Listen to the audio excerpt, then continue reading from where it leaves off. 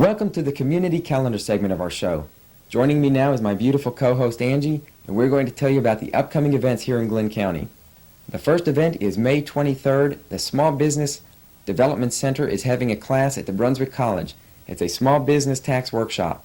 It's from 9 until 4, and it costs only $15. For more information or to register for this, call Debbie Graham at the Small Business Development Center. And then 2 days after that, on Thursday, May 25th, Angie, what do we have? We have business after hours at Pitt's Toyota. Come and join all the fun with your friends. It's $1 for members and $10 for non-members. It always draws a great crowd from the Chamber of Commerce, and we hope that you'll come out and support them. And then 2 days after that, on Saturday, May 27th, is the big season opening of Jekyll's Summer Waves. And Scott, our other host, is on location with Jim Wheatus to tell us about that. Thank you, Dale. I'm back here talking with Jim Wheatus from the Jekyll Island Authority. He's going to tell us a little bit about the summer waves that's going to be opening up. Jim? All right, Scott, thank you. On May 27th, we'll be having the season opening of our 11-acre water park Summer Waves. Encourage everybody to get out. It's a fun day at the park. I've got 7 water attractions, from a wave pool to speed slides and serpentine slides, endless river, and a little children's water playground that's a lot of fun for the little kids. And we'll be opening up at 10 o'clock that day, and late that day after 5 o'clock we'll be giving away a custom Summer Waves Hobie 16 sailboat. So that's some incentive for everybody to get out to the park that day. Admission is very reasonable. It's only $7.95 for adults. That's an all-day admission. Kids 4 to 8 can get in for $5.95, and under 4 free.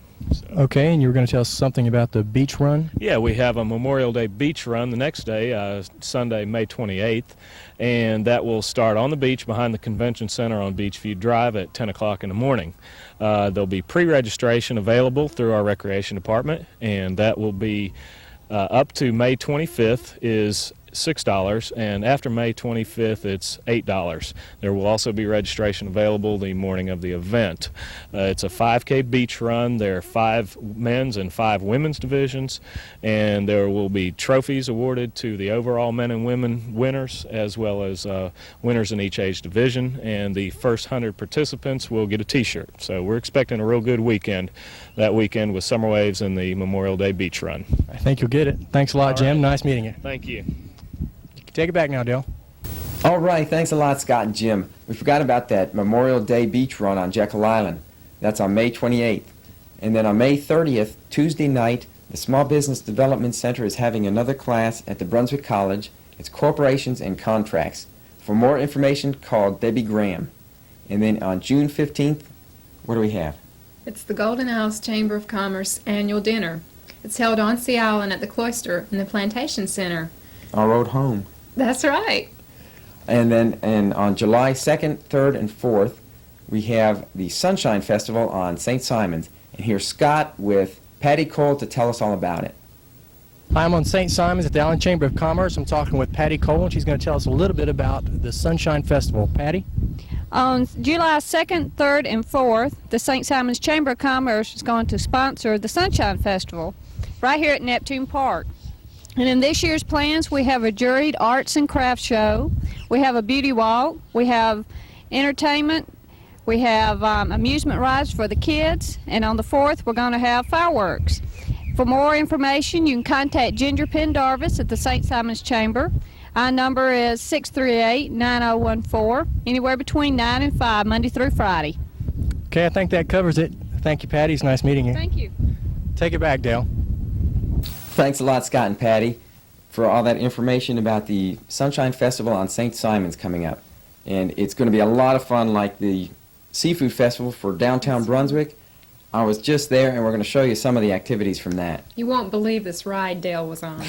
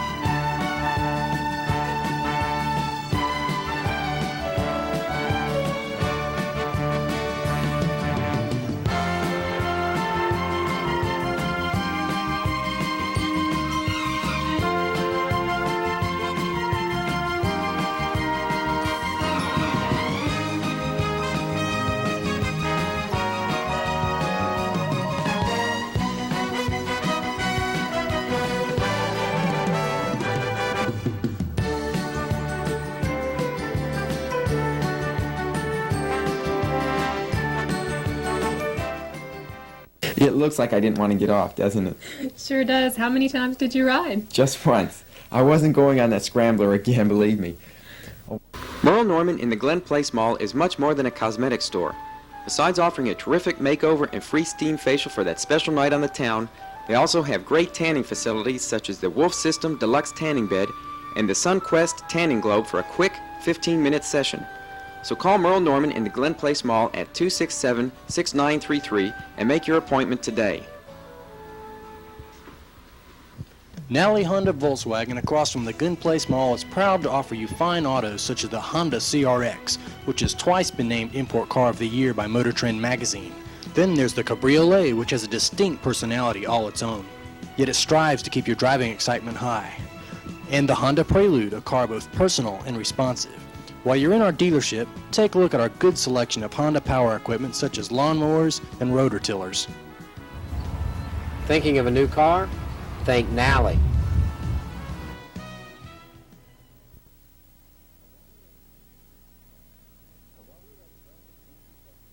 While we were at the Brunswick Seafood Festival, we went and visited the ship Anastasis. It's a mercy ship, and we have some great information for you about that, and here it is.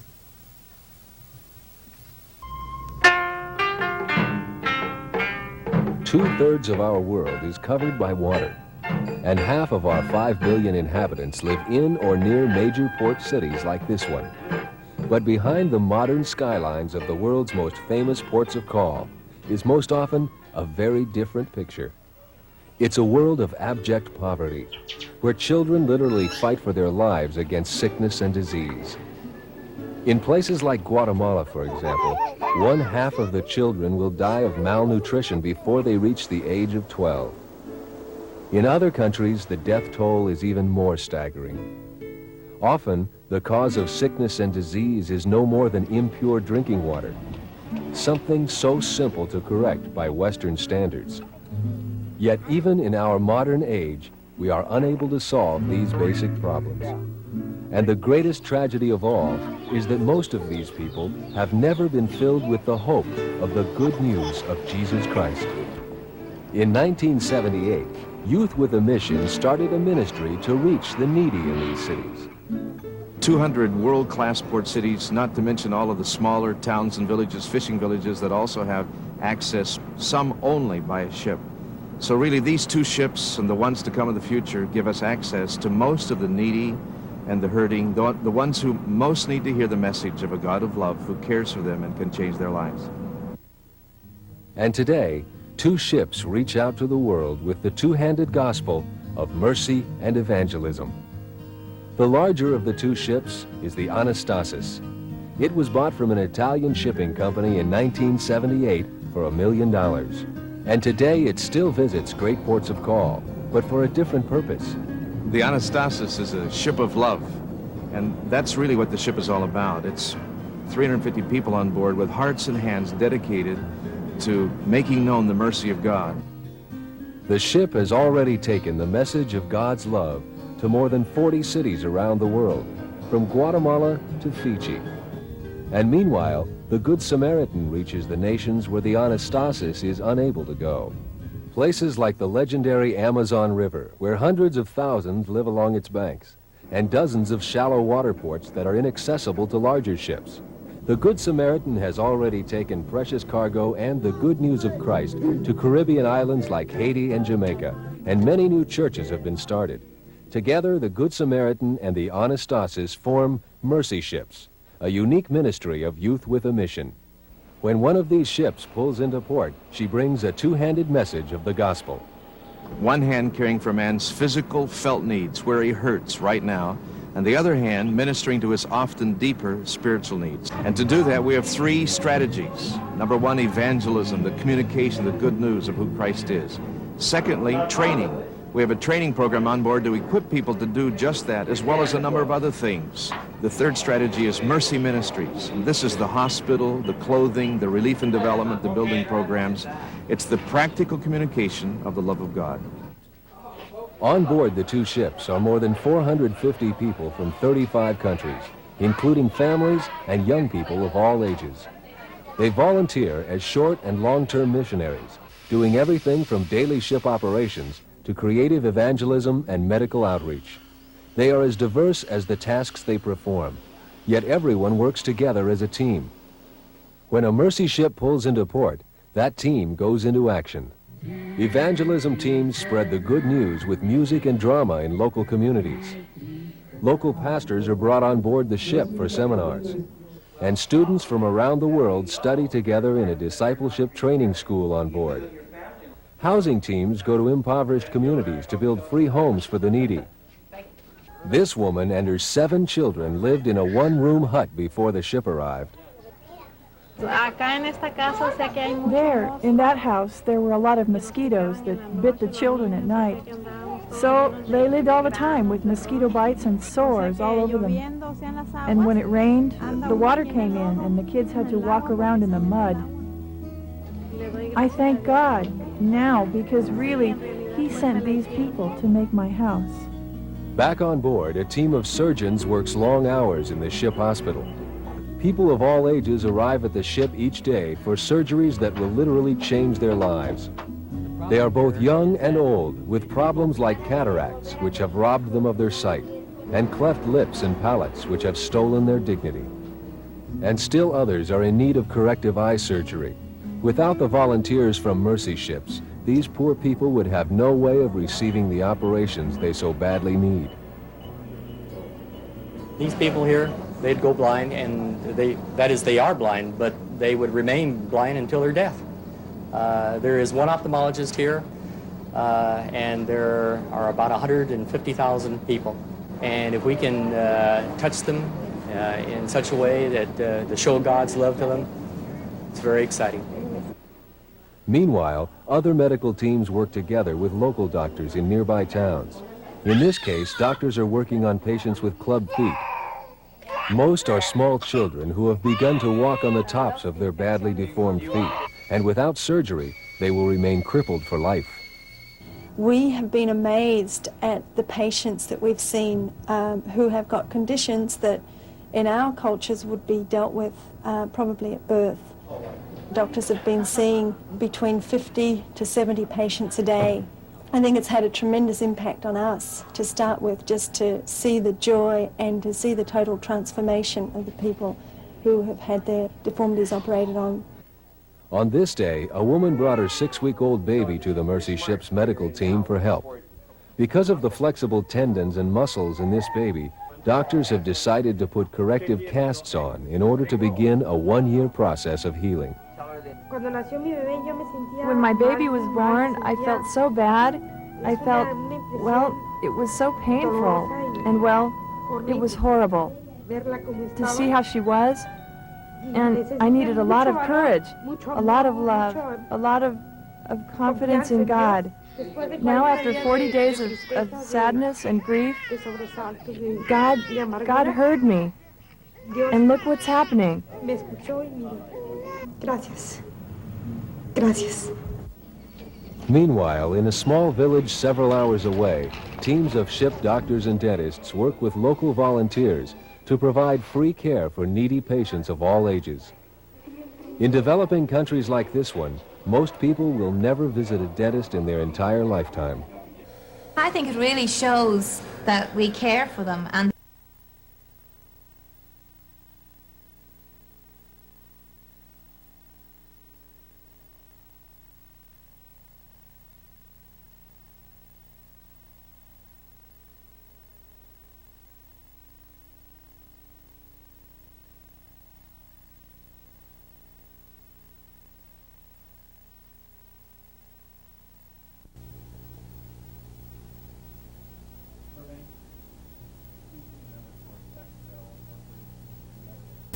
Dale, those volunteers really do a wonderful job. They're very dedicated. It is amazing that they can give their whole lives and money and everything to this thing. So that's why they need your financial assistance and your support for food, medical supplies, and personnel. If you'd like to go on one of these cruises with them, they'd be more than happy to take you, and you've already seen the information how to get in touch with them. So please respond. So, Dale, when's the farmers market going to open? Well, it just did May 20th. We had Scott on location for the big opening of it, and here's what they had to offer. Thanks, Dale. I'm talking with Mary Thornton out here at the Farmers Market, which is right at downtown Brunswick. She's one of the farmers here, and she has lots of produce she's trying to sell to you. Mary, what's some of the produce that you have? Oh, today we bought cabbage, fresh string beans, cucumbers, squash, zucchini, the yellow squash, watermelons. That sounds good. And what are the dates? I know this starts today's grand opening, and it goes on for how long? It starts today and goes until November, which will be around the 24th, 25th.